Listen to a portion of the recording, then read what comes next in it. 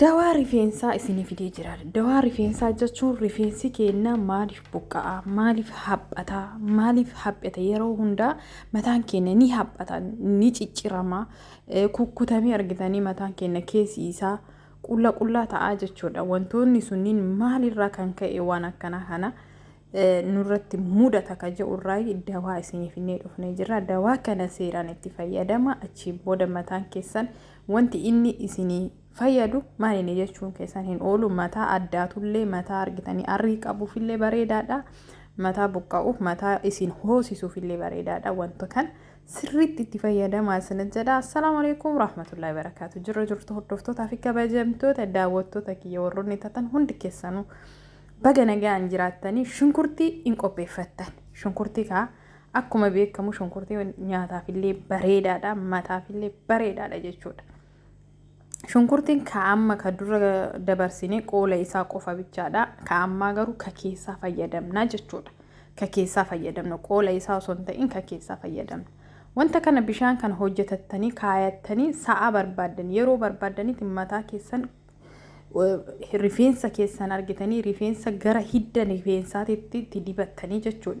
Rifeensa hidda keessaniiti mataa keessan osoo hin ta'in yookaan rifeensa keessan osoo hin ta'in hidda mataa keessanii buqqee keessanitti dibattanii jechuudha.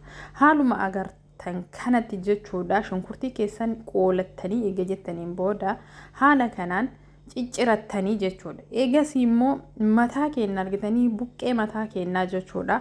Rifeensa jala isaa hidda rifeensa keenya sirriitti dibannaa jechuudha.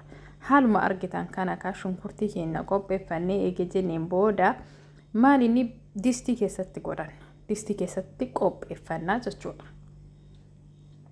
Indagatiin kan wanta nu isin agarsiisnu kan akkuma nu isinitti agarsiisne kana itti fayyadamtan taanaaniin irraa fayyadamtanii jechuudha. Ruuza hin fiddanii maankaa tokko ruuza itti naqattan.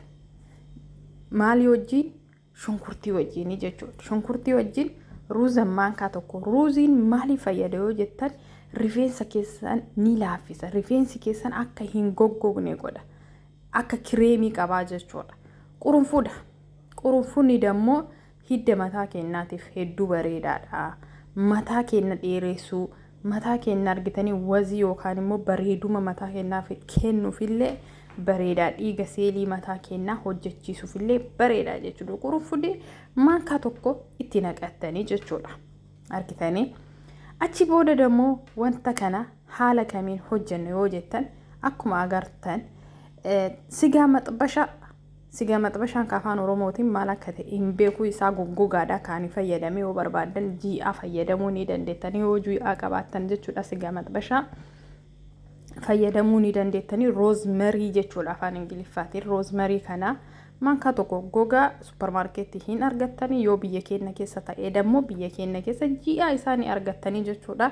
Isa kana itti gootanii achiin booda bishaan fidattanii itti naqattanii jechuudha. Bishaan leetirii tokko qofa bicha itti naqattan yookaan leetirii gimmaasha haga mataa keessanii jechuudha.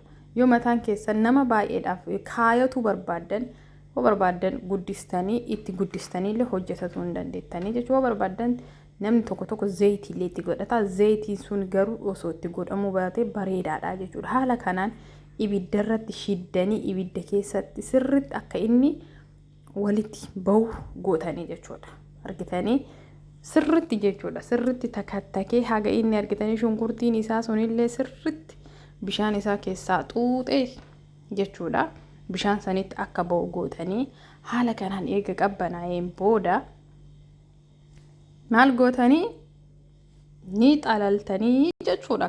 Gattaa isaa saniin gattan maaliif isin fayyadu waan ta'eef mataa keessanitti waan qabatuuf bishaan isaa qofa fayyadamtan. Bishaan isaa subscribe like gochaatiniin sagantaa keenya hordofa. Sagantaan keenya haga dhuma sagantaa keenyaatiitiin hordofa. Garuu like subscribe gochuu keessan hin dagatinaa jechuudha. Achiin booda buna fidattan. Buna fidattanii Niskoofii jechuudha. Biyya ambaa yoo jiraattan asirra suuraa isinii argisiisa. Niskoofii san maankaa tokko itti gootanii jechuudha. Haaluma argitan kana maankaa tokko niskoofii kana itti godhattanii waliin dhooftani. Bishaan isaa eega qorreen booda jechuudha. Eega qorreen booda bishaan isaa haala kanaan niskoofii san bishaan wajjin walitti maktanii akka inni argitanii bishaaniin wal makatu gootan. Bunaa miti Nescafeedha jechuudha. Nescafe warra biyya Arabaattiin argama garuu biyya keenyatti illee amma ni jira jechuudha. Akkuma agartan hojjettanii eeggageessitanii wanta akkanaa kana keessa kaayattanii sa'a barbaadan itti fayyadamuu ni dandeettanii jechuudha. Sa'aatii isinitti mijate torbaaniin guyyaa lama yoo isinitti mijate yoo barbaadan torbaaniin yeroo lama godhatuu ni dandeettanii. Maaliif rifeensa kana yoo ka'it irra bulullee taate homaa rakkisaa hin qabu jechuudha. Dibattanii mataa keessan masaaj gootanii jechuudha. Rifeensa mataa keessanii haalli isin itti dibattan dammoo haaluma ani isin agarsiise kana wanta argitanii wanta akkanatti spir isinii ta'u jechuudha. Isinii afuufamu wantoota isinii afuufamee argitanii bishaan sun qaawwa mataa keessanii yookaan immoo qaawwa rifeensa keessanii san akka tuqu haala kanaan akkuma agartan kana jechuudha.